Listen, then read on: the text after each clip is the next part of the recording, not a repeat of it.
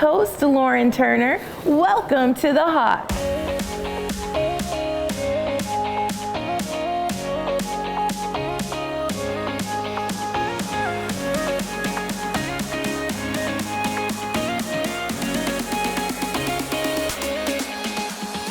We are going to give you a sneak peek at some of the construction and renovations going on here at the Hawk. Picture a big open space with cheerful greeters and lots of sunlight shining in. Over here, this feature staircase will include seating options that give a perfect view of our 9 by 9 foot video wall with full surround sound capability.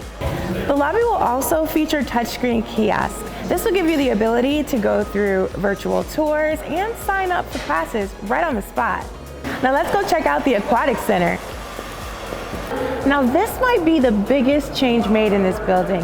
This Aquatic Center, as you can see, is gonna be amazing.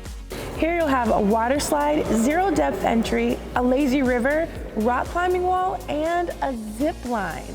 And there's a party room that overlooks the pool. Hey, can I book my birthday party now? The Aquatic Center has this beautiful new locker room space and family locker rooms.